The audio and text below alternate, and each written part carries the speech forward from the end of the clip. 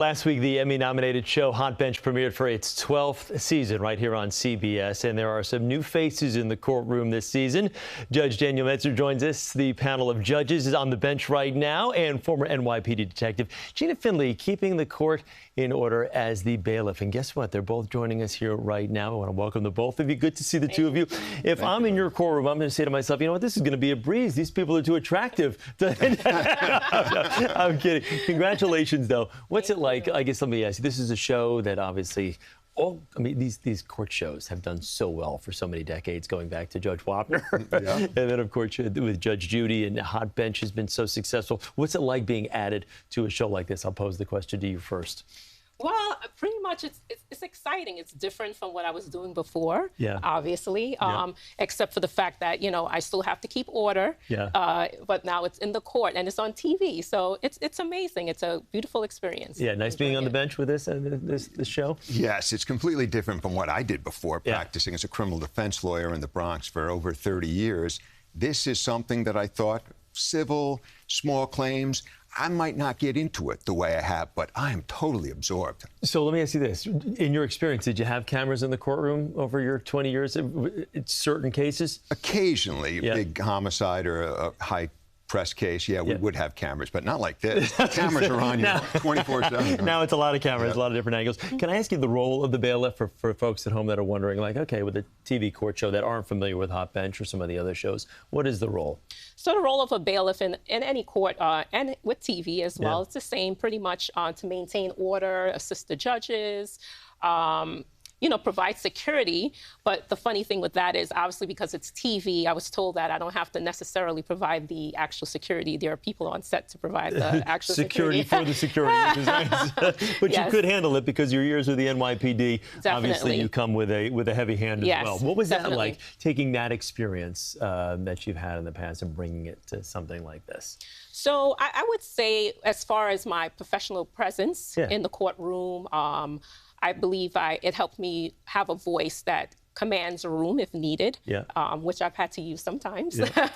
Hopefully you see that too. She has. And, you know, basically that, and I guess the training on de-escalating situations, so that helped a lot.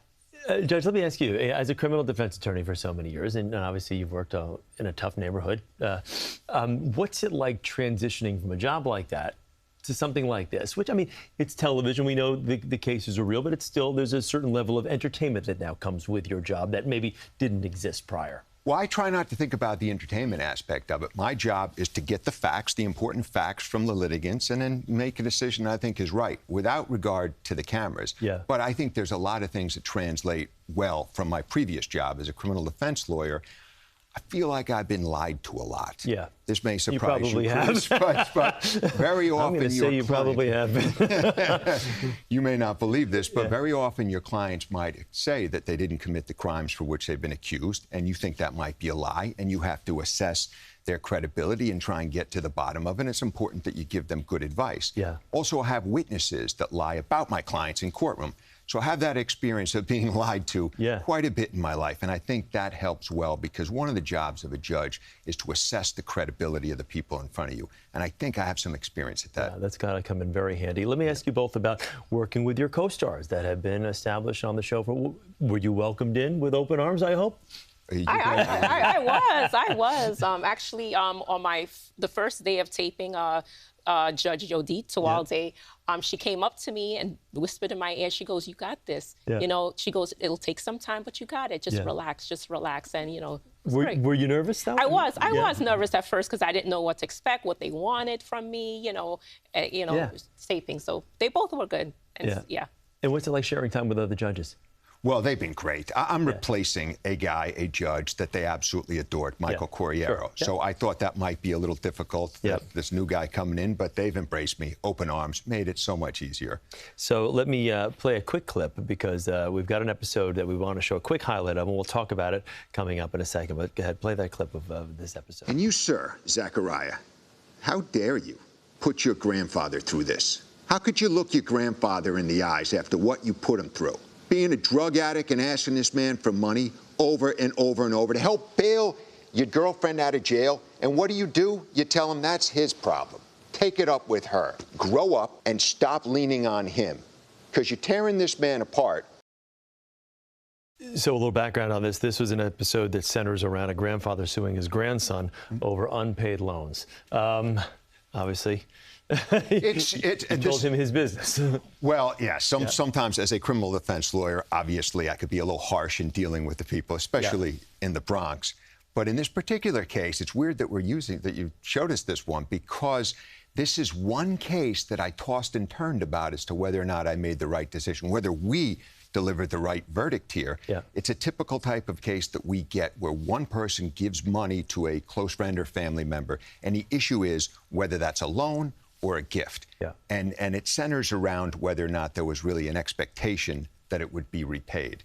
And this is money that was used, and I think the defendant acknowledged that he used the money, obviously not for a haircut, but he used the money. He used the money to buy drugs. Got it. So it was difficult in this case. And even after we rendered the verdict, that night I tossed and turned. Yeah, with something like that, I guess, when you've always heard the expression, make sure you get it in writing. If it's not in writing, is there a lot of kind of gray area there? You know, Chris, stay tuned this season, because that becomes a big part of this. And I think that's one of the things you get from our show is you kind of learn life's lessons. What do you need to do to protect yourself when you give money to someone, when you loan money to somebody else? And you just said it, put it in writing. Not necessarily in a contract, but send it in a text. Hey, I'm giving you money, I'm loaning you money. When do you think you might repay it? Because we wouldn't really have a show if more people did that. I love it when old adages still work. And before I do let you go, you've got a background in performing arts as well. Yes, I do. So will we see you dancing or anything? No, I'm kidding. How are you able to kind of factor that into something like this? Has it helped? I guess it helped with, as far as the cameras are concerned, with having an audience, being in front of an audience.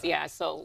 Well, my background is singing. I love singing. That's great. Chris, she has the most magnificent singing voice. Is it your birthday anytime soon? June, but I'll be more than willing to have you back at that point. Yes, I will. Serenade with a little happy birthday. Congratulations to both of you. Thank you so much. Real pleasure to meet the two of you, and really looking forward to seeing it. Thank you. All right, and guess what? You can watch Hot Bench right here on CBS New York, 4 and 4:30 this afternoon. Make sure you tune in.